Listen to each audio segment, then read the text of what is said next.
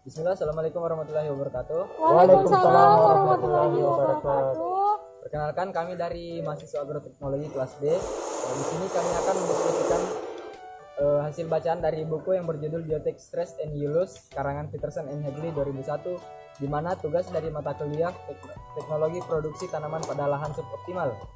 Baik, mungkin terlebih dahulu sebelum kita jauh melangkah, mungkin ada yang dari teman-teman ada yang bisa menjelaskan tentang apa itu biotic stress. Ya baik, dipersilakan pada saudari. Pengertian dari biotic stress itu, biotic stress itu merupakan gangguan atau kerusakan yang disebabkan oleh organisme yang dapat menurunkan hasil produksi pada budidaya tanaman. Menurut saya itu mungkin ada tambahan atau bagaimana? Ya, saya ingin menambahkan. Ya baik, silakan. Mengenai stres biotik ini, dari organismenya itu atau makhluk hidupnya itu, baik berupa organisme maupun tumbuhan, dapat terjadi secara langsung maupun secara tidak langsung. Ya, baik. Mungkin jenis-jenis stres biotik itu ada yang bisa menjelaskan atau belum? Saya Ya, silakan. dari jenis biotic stress sendiri itu diakibatkan juga oleh gulma dan patogen. Oke, gulma dan patogen. Mungkin dari teman-teman ada yang mau menambahkan atau? Ya, saya ingin menambahkan. Ya baik, saudara. Dari yang disebutkan oleh saudari Siti tadi, ada satu yang kelupaan, yaitu yang diakibatkan oleh serangga atau hama. Ya baik, serangga atau hama. Baik, dari tiga jenis stres biotik tersebut, stres biotik itu dari masing-masing stres biotik tersebut itu mereka timbulnya pertama dari permukaan tanah atau di dalam permukaan tanah. Mungkin bisa dijelaskan secara rinci satu persatu. Mungkin saya, Ya silakan. saya akan menjelaskan tentang stres gulma. Ya. Stres gulma di sini terjadi di dua keadaan, yaitu di bawah permukaan tanah dan di atas permukaan tanah, di mana di bawah permukaan tanah itu adalah persaingan yang terjadi oleh akar, yaitu persaingan unsur hara. Sedangkan yang di atas permukaan tanah itu persaingan cahaya. Mungkin itu saja. Ya baik, mungkin dari teman-teman ada lagi yang menambahkan? Ya, saya ingin menambahkan. Ya, silakan. Terkait apa tadi? Stres terjadinya? Ya. Awal terjadinya mungkin dari Yang saya ingin tambahkan yaitu di atas permukaan tanah yang berupa serangga atau hama di atas permukaan tanah, bukan di bawah permukaan tanah, yang dapat menyebabkan tanaman itu kerusakan pada daun, pada batang, dan pada bagian akar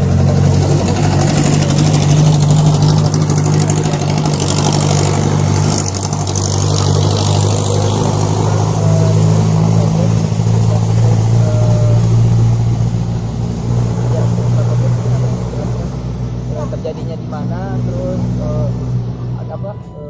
potensi kehilangannya apa atau bagaimana?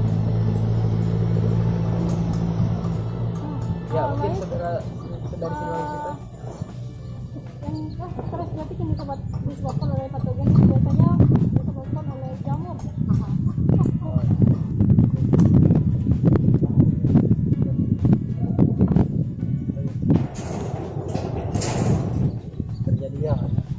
Mungkin saya ingin menambahkan, Ya, stres yang terjadi akibat patogen itu bisa terjadi di atas permukaan tanah dan di bawah permukaan tanah.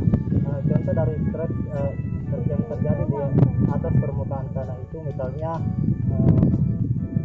fusarium begitu, yang menyebabkan tanaman menjadi layu. Dan stres yang diakibatkan oleh di bawah permukaan tanah itu misalnya nematoda pada akar tanaman, yang akan menyebabkan tanaman menjadi misalnya rusak. Perbaikan mungkin sanggahan sedikit. Kalau fusarium itu setahu saya penyebabnya dari akar. Iya, dari akar. Karena dia itu sejenis jamur yang menyerang akar, Menginfeksi yang menginfeksi akar. Dan saran saya untuk yang di permukaan tanah itu mungkin penyakit yang menyerang padi itu blast mungkin. Iya, baik. Mungkin saya juga sedikit tambahan mungkin seperti busuk buah pada kakao juga itu termasuk sama. Ya mungkin sudah kita mau menambahkan. Baik, mungkin sudah dua, mungkin satu lagi Sama tentang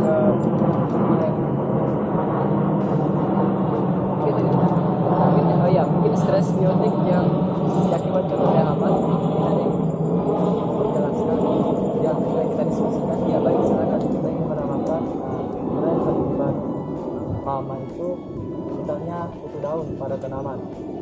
Ya, Daun dia terjadinya di atas permukaan tanah. mungkin potensi kehilangan hasil. Potensi kerusakan hasilnya itu misalnya pada tanaman misalnya yang kita ingin ambil itu hasil produksinya misalnya daun, otomatis daunnya, kualitas daunnya menjadi berkurang begitu. Ya, mungkin contohnya tanaman sayur-sayuran gitu, misalnya kayak seperti sawi atau kangkung kan yang kita mau ambil itu terlebih banyak itu seperti daunnya sawi kita harus daunnya. Ya. Ada tambahan mungkin dari teman-teman supaya kita diskusikan lebih lanjut, atau sanggahan atau ada permasalahan dari pembahasan kita ini, ada yang kurang jelas, keliru atau bagaimana?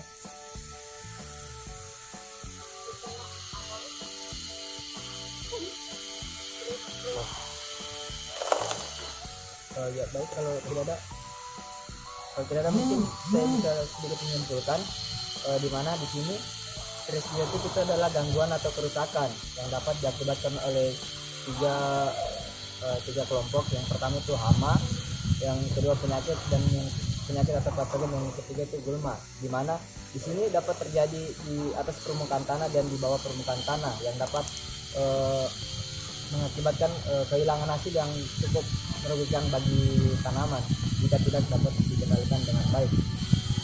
Baik, mungkin itu saja diskusi kami. Belum. Oh ya, mungkin kami di sini ingin menjelaskan tentang tugas yang lebih lanjut, di mana itu ada empat gambar yang kami ingin menjelaskan di mana masing-masing gambar ini terjadi stres biotik apa. Ya baiklah, kita akan melanjutkan diskusi kita yang mengenai empat gambar yang tadi. Mungkin kita mulai dari gambar A atau gambar pertama itu. Di situ mungkin dari teman-teman ada yang mau memberikan pendapat tentang mengenai tipe lahan apa dari gambar pertama. Saya Mungkin dari Kiki, silakan. menurut Koko ini tuh gambar A termasuk lahan surut. Karena di sini terlihat topografi ini tuh lahannya itu datar, baru curah hujan tinggi kan. Karakteristik dari lahan pasang surut kan itu topografinya datar atau cekungan. Drainase ini tidak bisa terjadi genangan di lahan-lahan itu Oh iya. Baik, Begitu ya. mungkin dari teman-teman ada yang tidak sependapat, mungkin ada yang bisa kemukakan pendapatnya. Saya sependapat dengan Kiki karena sesuai dengan gambar yang bisa dilihat. Ada genangan. Jadi mungkin kita selesaikan dulu tentang pembahasan mengenai tipe lansat apa dari tempat gambar ini, baru kita masuk stres biotik. Boleh. Itu Kita begini saja. iya begitu saja. Baik, mungkin kita melangkah ke gambar kedua.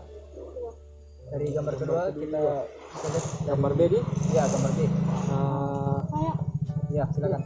Oke. Nah, kalau menurut saya itu bagian B, bagian B itu lahan rawa lebah, di mana terletak pada kiri dan kanannya itu terdapat sungai. Mungkin maksudnya mungkin Boleh? maksudnya pinggiran sungai bukan sungai. Ya. kiri kanannya ada sini. Kiri kanannya sungai. Ya. Terus lebih dalam dari hulu pantai. Maaf, mungkin maksudnya itu di kiri kanan itu badan sungai. Sungai, nah di tengahnya itu sungai. Nah, iya, saya mungkin sependapat karena di sini juga kita dari gambar 2 ini, dari gambar D kita lihat ada pohon sagu karena rawa itu identik dengan adanya pohon sagu. Ya, saya ingin mohon tarik. Kalau menurut saya mungkin itu hanya lahan rawa yang berbentuk cekung. Bisa jadi ada kemungkinan tidak ada sungai di situ. Artinya topografi dari lahan tersebut berbentuk cekung. Kemudian ketika terjadi hujan maka terisi oleh air. Berarti lahan tersebut merupakan lahan rawa. Ya, baik. Ya. Jadi kita sepakat ini gambar B berarti lahan rawa. Lubang. Rawa lebak. Bisa ditambahkan? Mungkin ada yang mau menambah? Ya silakan. Oke, ciri-ciri dari lahan rawa lebat itu selalu tergenangi oleh air. Iya. Oke, jadi Saya ingin menambahkan lagi, boleh? ya silakan. Ciri-ciri dari lahan rawa lebat itu ketika terjadi intensitas hujan itu rendah, maka ketinggian airnya itu bisa mencapai 50 cm dan ketika terjadi kemarau itu minimal bertahannya itu 3 bulan, dan ketika intensitas curah hujan itu tinggi maka ada kemungkinan saat kemarau 3 sampai atau 2,5 bulan itu masih terisi oleh air.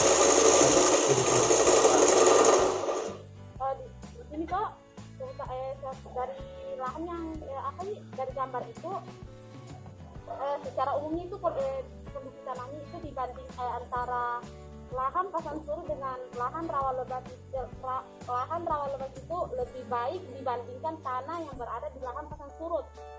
Ini dikarenakan pada lahan rawa lebat itu tersusun dari endapan sungai yang tidak mengandung bahan sulfidik. Terkecuali itu pada zona peralihan antara lahan rawa lebat dan lahan rawa pasang surut. Iya baik. Ya memang bisa kita lihat dari kondisi tanahnya di sini itu seperti tanah apa? Tanahnya itu tanah endapan, beda dengan tanah kalau tanah di lahan bukan endapan. Ya jadi kita sepakat gambar B ini rawa lebat. Oke, kita selanjutnya kita ke gambar ketiga. Di sini ada gambar lahan. Mungkin ada yang bisa kemudian pendapatnya atau Maksud mungkin ya silakan. menurut saya gambar C ini lahan gambut karena bisa dilihat ada banyak tanaman semak-semak, karena seperti yang kita ketahui lahan gambut itu adalah lahan yang bahan organiknya tebal begitu, banyak tumbuh-tumbuh pelapukan tanaman. Bisa dilihat juga dari warnanya, karena apabila tanah yang memiliki banyak bahan organik itu tanahnya itu berwarna hitam, kegelap-gelapan begitu seperti pada gambar C ini. Mungkin itu saja. Ya, mungkin ada yang tidak sependapat. Kalau saya mungkin saya agak sependapat karena lahan gambut itu adalah lahan yang subur yang banyak yang terjadi pelapukan. Dari gambar C ini apakah ada yang Saya ingin tambahan? mengomentari Ya. terkait lahan gambut tadi yang saudara Wahyu katakan bahwa subur. Sebenarnya lahan gambut itu kondisinya kurang subur karena tergolong masam. Dia sangat masam. Kemudian saya ingin menambahkan lagi dari gambar tersebut tadi seolah-olah dilihat bahwa itu merupakan sebuah hutan kemudian yang ditebang begitu untuk dijadikan lahan. Otomatis mungkin bisa disebut lahan gambut karena kandungan bahan organiknya sangat tinggi.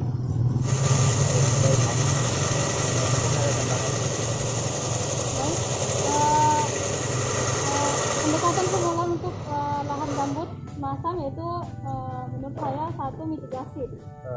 Mohon maaf, mungkin kita Terlalu jauh. Pertama oke, ini kan baik. kita Pindah dulu ke gambar D dulu, kita baru kita bahas itu. gambarnya kita Oke, fixkan. Oke, lanjut. Kalau tentang kan ini tanah gambut kan terdiri dari beberapa lapisan.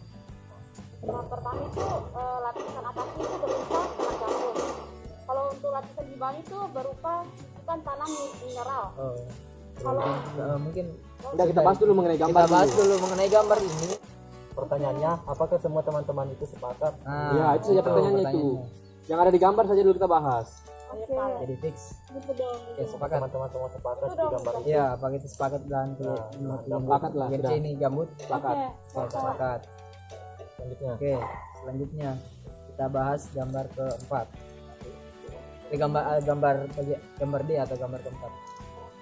Oke, menurut saya kalau dari pandangan saya di sini ini tanah termasuk lahan kering masam, karena dimana di sini kita dapat lihat dari ciri tanahnya itu warna kayak seperti mengarah ke kuning-kuningan, dan juga di sini kemiringan lerengnya itu lebih dari 30 derajat. Nah, karena dia bisa terjadi ketika hujan, bisa terjadi pencucian unsur hara sehingga tanah itu bisa meskipun unsur hara dan menjadi masam. Mungkin dari teman-teman ada yang tidak sependapat, silakan.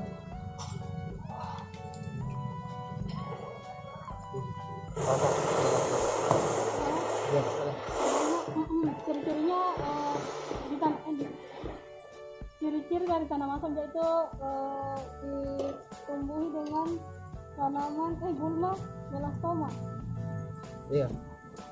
Tapi dari gambar ini tidak bisa kita lihat Iya. apakah melastomanya atau tidak. Sama tapi Menurut ya saya kacamata aku ini melastoma. iya. Oke, dari kita juga. Iya dari Kalau- mungkin lebih jelasnya itu dari warna tanah. Warna tanah Iya, kita warna sudah tanah. bisa lihat. Karena warna tanah itu juga Iya. seperti tanah ultisol kan, tanah warna tanahnya Ciri-cirinya. seperti ini. Dan tanah ultisol itu pada reaksinya itu reaksi Masam. umumnya itu reaksinya masam atau sangat masam. Iya. Oke, jadi kita sepakat gambar D ini Sering masam. sering masam. Oke. Oke, baik mungkin kita bisa melanjutkan lagi yang untuk kembali ke gambar A itu stres apa yang terjadi di lahan termasuk stres yang terjadi mungkin Stres abiotik atau stres abiotik. Biotik. Ya, stres biotik. Masuk mungkin saya Ya, silakan.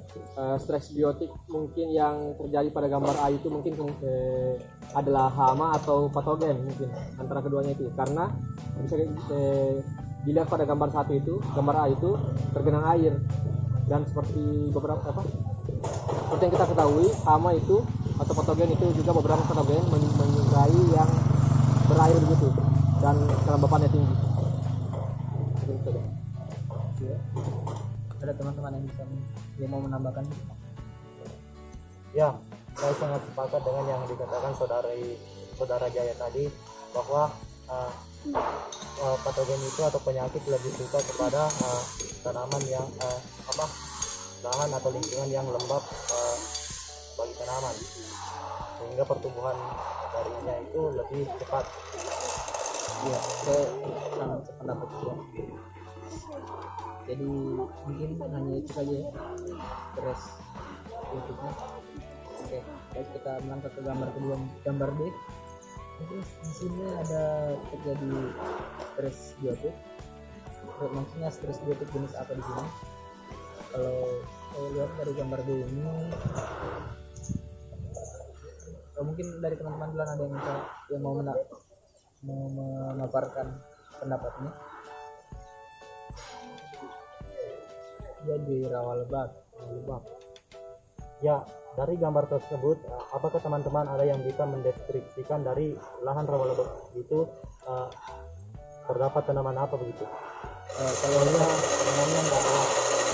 kalau dari yang saya lihat di sini cuma ada tanaman sagu, juga rawa, pinggiran atau kayak seperti aliran sungai. Jadi mungkin dia mengarah ke stres abiotik. Menurut saya mungkin tidak beda jauh dari papan surut karena daerahnya juga tergenang oleh air menurut saya sih.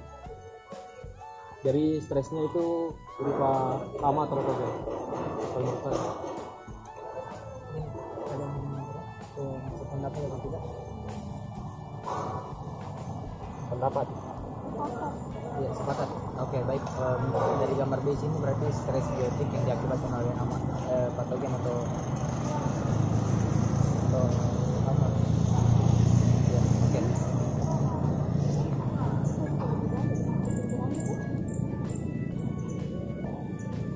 Lanjut mungkin. Gambar C. Ada lagi? Oh ya, baik. Bagian gambar C itu lahan gambut. Stres apa yang ada di dalamnya? Kalau menurut saya kan seperti tanah masam ya, tanah masam. Dan juga kayak seperti penjelasan dari saudara Rais tadi itu lahan yang baru dibuka seperti hutan. Kalau menurut saya itu dari hamanya, karena kan hutan baru dibuka, terus mungkin di situ masih ada banyak organisme lain yang merugikan mungkin atau yang menguntungkan. Kita kan tidak tahu karena hutan yang baru dibuka dan kita jadikan lahan.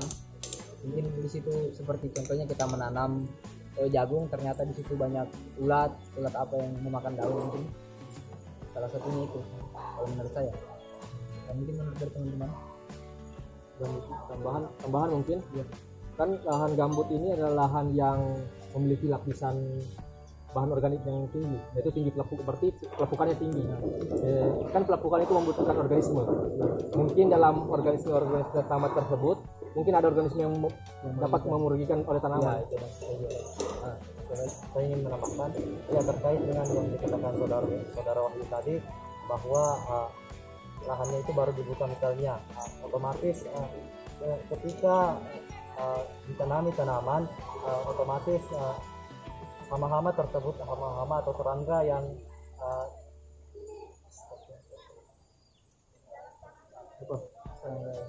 serangga atau hama tersebut tidak mempunyai makanan, sehingga akan bisa ketika kita menanam tanaman, tanaman itu yang dimakan. Ya, mungkin ada lagi? Gimana? Ada lagi? Jadi mungkin tambahan. Kalau tambahannya itu kok seperti yang kita ketahui itu bahwa tanah gambut itu terdiri dari beberapa lapisan. Atasnya itu berupa tanah gambut tuh kalau lapisan bawahnya itu terdapat berupa lapisan tanah mineral. Kemudian itu di bawahnya dapat berupa lapisan tanah gambut lagi sampai lapisan paling bawah lagi. Karena gambut itu mempunyai tingkat dekomposisi sampai klinik sampai ketebalan antara 0,5 sampai dengan 3,5 meter.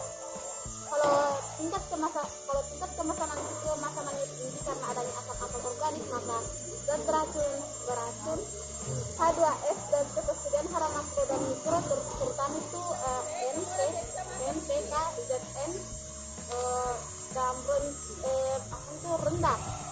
Mungkin dari saya Mungkin kalau itu termasuk dalam stres abiotik. Ya, stres abiotik, jadi itu bisa merugikan bagi tanaman, bisa tidak tumbuh atau bahkan mati. ya nanti pembahasan kita stres biotik. Tapi tidak apa-apa, tambah Tapi wawasan, tambah Pak. ya, Tambah tambah wawasan. wawasan. gimana guys? Ya, oke. Baik. Kalau tidak ada kita melanjut ke gambar D. Stres bukan. Ya, maksudnya Terus apa lah? stres apa di sini? Bagian gambar D. Ada yang mau maksud kah? Sepal. Ya, silakan. Kalau menurut saya pada gambar D ini stres yang menyerang itu mungkin menurut saya gulma, karena ada beberapa gulma yang senang hidup dalam tanah yang kondisi reaktif, tanahnya itu masam, seperti salah satunya adalah stoma afin dan mungkin alang-alang.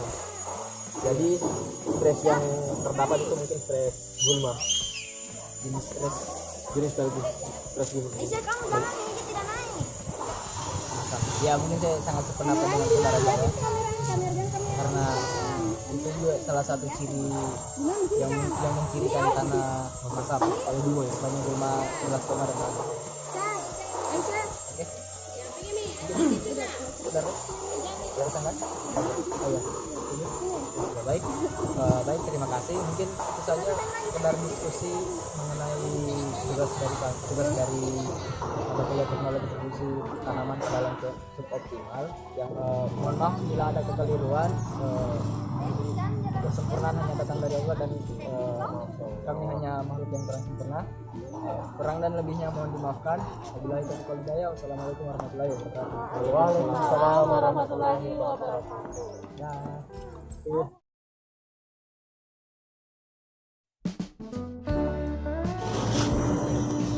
Kiki, Vita, Jaya. Biar Mina jadi potong.